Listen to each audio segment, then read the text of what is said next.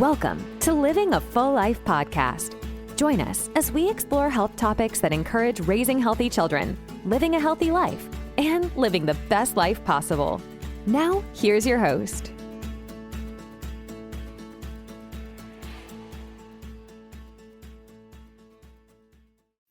Welcome, everybody, to another podcast of Living a Full Life. I'm Dr. Enrico Dolcecore, and happy 2024.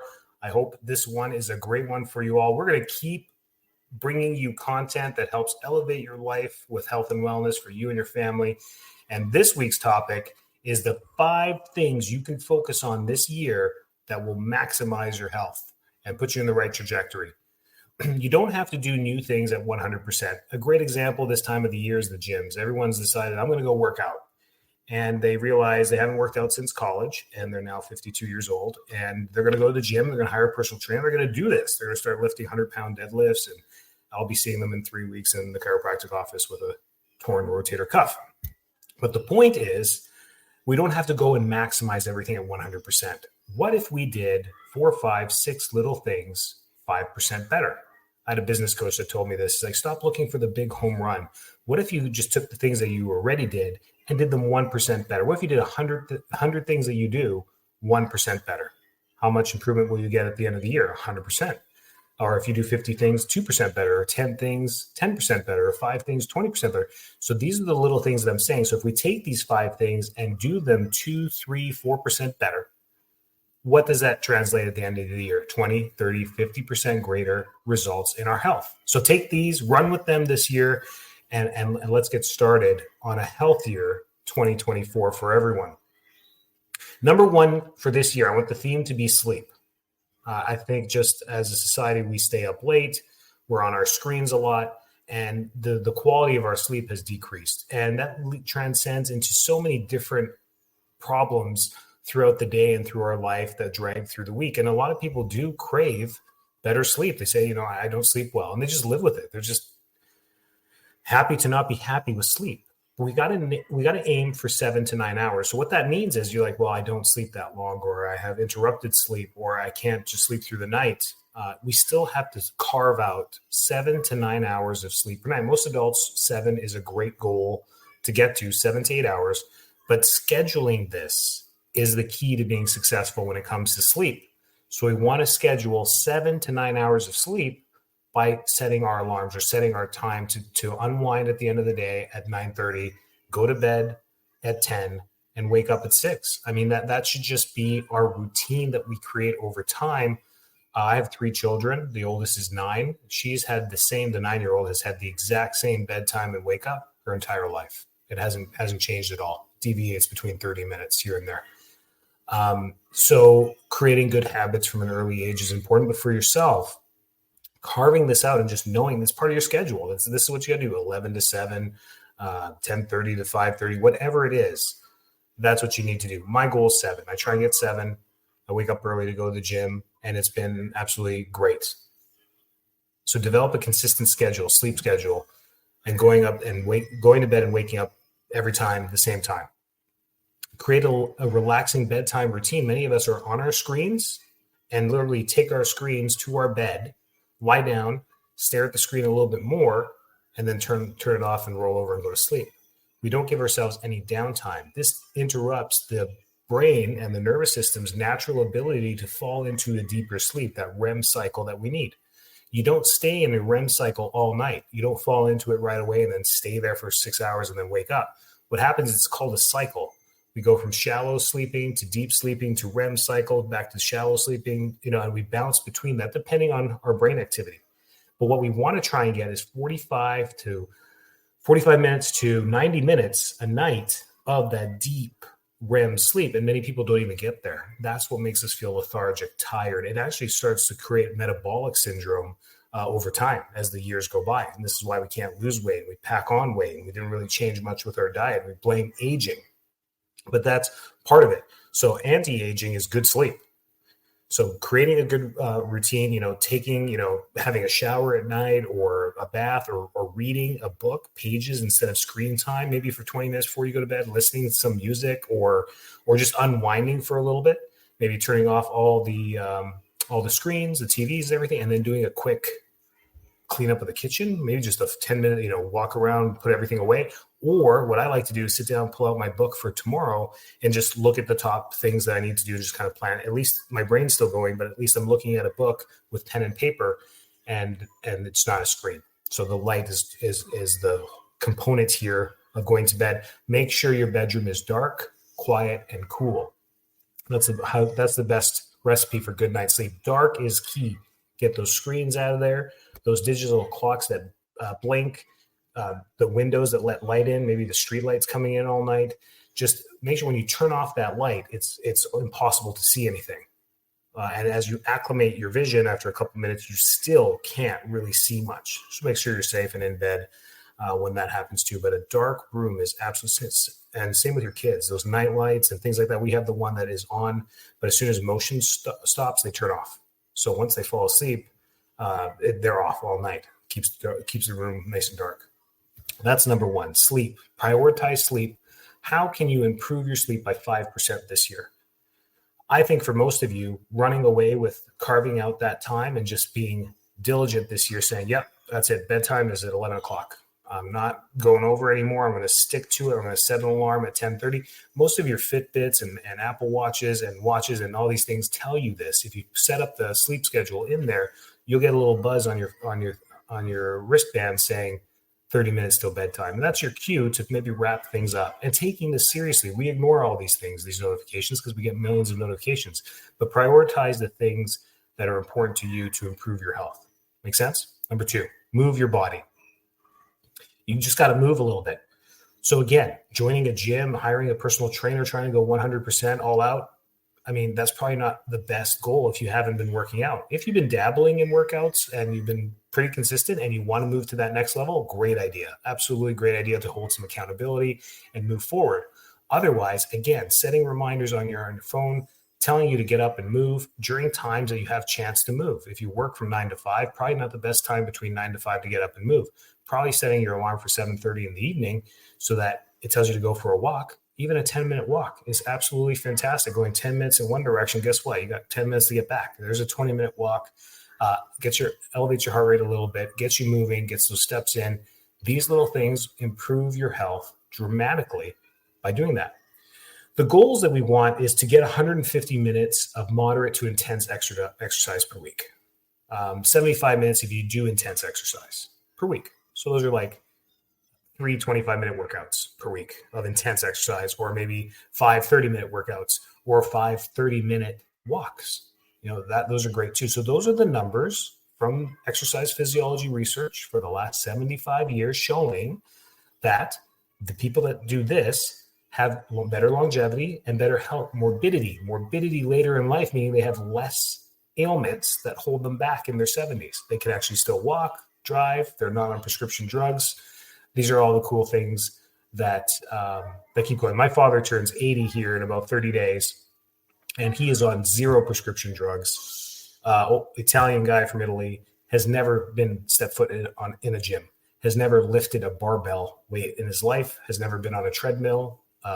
He doesn't even know what a treadmill is, or an elliptical or any type of machines. He's a farm boy growing up, laborer most of his life in concrete and construction, and up to today goes for 45-minute walk every single day. And he lives in the tundra, frozen tundra in Canada, where in the winters he will go to the mall and just make sure he gets his 45-minute walk in. So there's ways around it, and he's on no prescription drugs. And you look at him and you're like, wow, that's what I want to be when I'm 80. So that's one great example there. And then number 2 is find things you enjoy. A lot of you are signing up for these new programs, CrossFit, Orange Theory, all the F45, all these things that are out there. You don't even know what you're signing up for. Make sure you enjoy that stuff. Do you enjoy getting on a treadmill, elevating your heart rate to 144 beats per minute, then getting on a row machine, keeping it there for another 20 minutes, and then finishing with a boot camp workout with weights? That's Orange Theory, right? Is that stuff you enjoy? I enjoyed pushing myself when I tried it, but I was like, man, this rowing thing kind of sucks. So choose things that you enjoy. That's the only way you're going to stick with it. That's the point of that. Start slowly and listen to your body and increase intensity as you go, as the months go by, not days. Just make sure you get used to your workouts, create a routine, and get some accountability. It doesn't have to be a personal trainer. It can be a friend that you guys text each other once or twice a week saying, hey, did you get all your workouts in? Hey, a lot of these fitness apps, even on the Apple Watch, you can invite a friend to see all your workouts as well. And that I found to be great too, because then you're seeing each other go. If one person goes quiet, you text them, hey, what's going on? Are you getting your workouts in? And then that's how you move forward there. So number 1, sleep. Number 2, move your body. Number 3, nourish. You got to nourish. And these are not in any particular order. They're all equally important. Nourish your body. A balanced diet means fruits, vegetables, and meats. That's what a balanced diet means. We need to get the fruits, which helps us with the fructose and the proper carbohydrates, simple carbs that our body needs to supply brain health and body health and muscle health. Vegetables gives us the micro and macronutrients that we need from minerals, vitamins, and fiber. That's why we need that. So the minerals that you eat, if you're low in magnesium, you're low in selenium, you're low in copper, it's because you don't eat your vegetables. That's the thing that happens there. Fruits are our carbs. Veggies are our minerals and fiber. And then our meats give us the proteins and fats that we need. That's a balanced diet. Then you can start to dabble with whole grains and little things there. But that's the simplest way to eat. Guess what my dad eats? That. Some veggies, some eggs, and maybe a fruit every now and then, once a day. Should eat more than that. Limit your intake of processed foods, sugary drinks, and unhealthy fats, right? So the balanced diet portion may be more difficult for many of us. So maybe we should set up a goal of saying, okay, I'm definitely going to eat more vegetables. That's an attainable goal.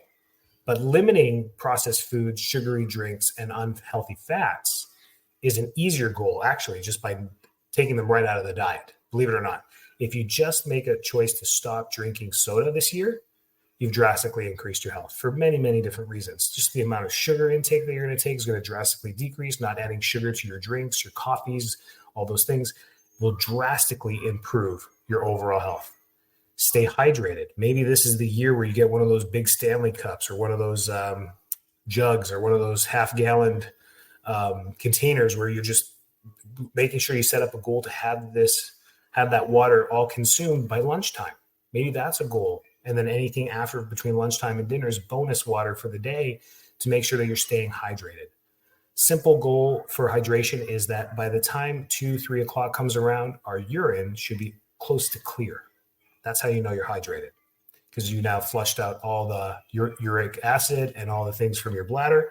And now you're pretty much just filtering clean water through your kidneys all day with not much waste product, because your diet's pretty good and you're not on any prescription drugs. That is where hydration actually kicks in. That's a rule. How many of you, after dinner still go to the bathroom and it's bright yellow, right? It's because we're dehydrated. That's the issue there. And talk to a dietitian or a health coach or someone who's good with nutrition to help you if you need some access to accountability. That's what it's all about. Accountability is how we take people across the finish line faster. It's easier to do it. It's easier to be part of a village than to trek by yourself through the mud. That's number 3. Number 4, manage stress. If you didn't listen to last week's podcast, we talked about mental well-being and stress. Great one. Go back to that. Listen to that. Find healthy ways to cope with stress, such as meditation, yoga, spending time in nature, going for a walk, spending time with your dog, whatever it may be. You got to carve out some time for that. And we're never going to be able to carve out enough time per day to do that. But even 15 minutes or 30 minutes can be such a calming experience for ourselves. Exercise is sometimes calming for many people as well. They just enjoy to go exercise. That is their meditation. That is their time alone, connecting with themselves. Connecting with social relationships and loved ones. Make it a goal in 2024 to not only just be kind. I mean, this has been a great thing since 2020, socially experiment saying just be more kind. I don't know if we are more kind as a society since 2020. I'm not sure, but I love that message. But be more kind with yourself, spend more time with your loved ones, and carve out time for that. Bring back game nights with the family. I don't care if you have teenagers, make them sit down and play Monopoly with you. Whatever it is, carve out more time with the people you love. Parents, I know you love your kids. You're not gonna lie to me on that one. So, and I know you want to spend more time with them.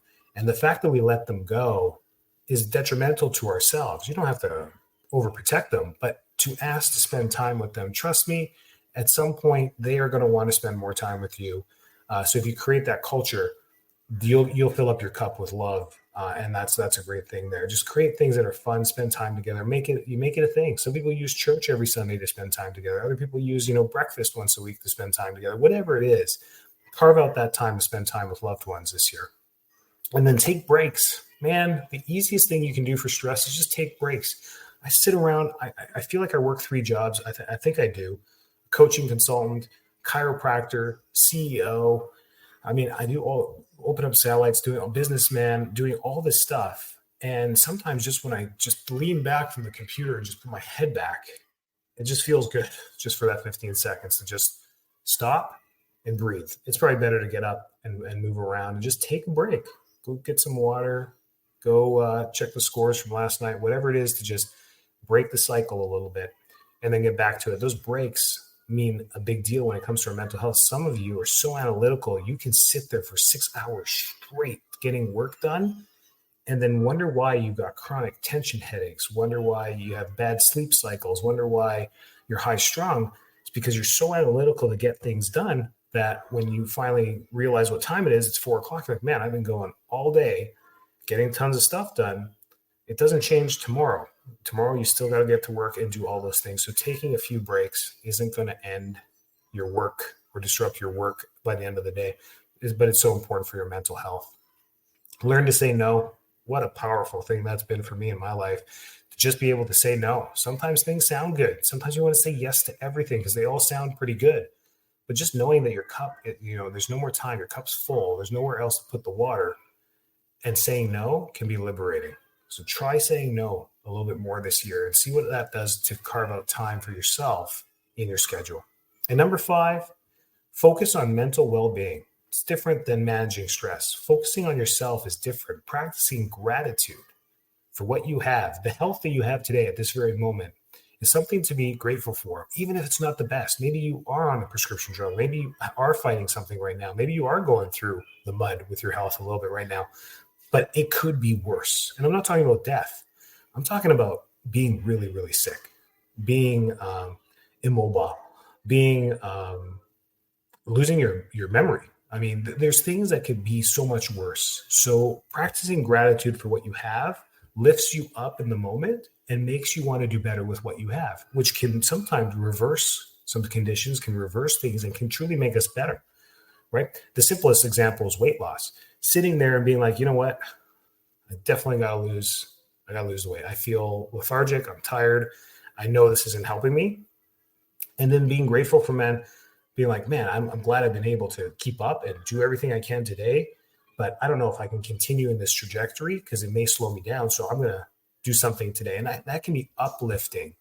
And just thinking that way, it may take you a few weeks to devise a plan to lose the weight, but in that moment, it changes your mental status. It changes your mental focus into being more positive than it is negative. And that can help us. So practicing gratitude for everything we have in our life is such a great thing. They call them affirmations, gratitude, words of encouragement, whatever it may be. Saying a few of those things every day to yourself goes a very long way. Practice it every day. I've got 5 affirmations sitting in my console in my car that I just look at when I'm driving and just say them. And no one cares. I can say them out loud. I can whisper them to myself or whatever it is. And those things just keep me grateful. Do things that you enjoy and that make you happy. We do so many things that don't make us happy. Doesn't mean we have to hate them, but there's so many. No one likes vacuuming. No one likes cleaning the kitchen. No one likes showing up to work at 6:30 in the morning. No one likes driving in traffic. No one likes the car pickup lines for the kids. I mean, no one likes this stuff, but we do them because we need to. But what about doing things that truly make you happy? If you love playing golf, going out and golfing. If you love tennis, playing tennis. If you love going to the gym, going to the gym. If you love dogs, buying a dog and going for walks. Setting those realistic parameters for yourself that give you some happiness are really important to do that. So practice things that make you happy. Seek realistic goals and focus on making progress, not perfection. You can never be perfect, and done is always better than perfect. Getting things done just feels good. So make sure you set up realistic goals, small goals like this year. got to lose 70 pounds. Well, that's a huge goal, right? That's a huge goal. How about setting up, I want to lose 5 pounds in January? That's a really realistic goal. Really realistic goal. Seek professional help if you're struggling with your mental health. Coming from a professional healthcare provider myself, it's easy, it's biased for me to say, hire us to help you, hire people to help you because you think it's a business. But on the other hand, from my perspective, the gratification of my career to helping people get better in so many different assets has been so rewarding just for me, but it truly does work. You see the missing link for most people to getting to their goal is that accountability. So when it comes to like chiropractic care, the accountability is showing up to your appointments and letting the doctor do their work and seeing how that repetition leads to a great result. It's amazing, whatever the condition may be, headaches, disc bulges, whatever it is. From a weight loss perspective, we've been doing weight loss for years.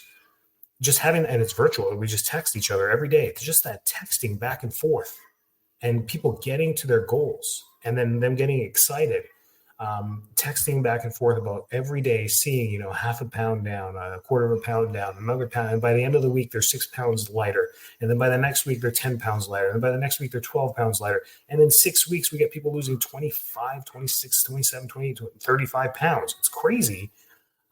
Just following simple parameters, but it's the accountability. Could they have done this themselves? Absolutely. Did they do it themselves? No, because now they're 44 and trying to get to their goals or whatever it may be. Does that make sense? So know when you need the accountability and don't be shy to ask for help. That is it. I mean, some little things that on the side, limit alcohol, limit tobacco use. There's been so many podcasts talking about this stuff. Use sunscreen.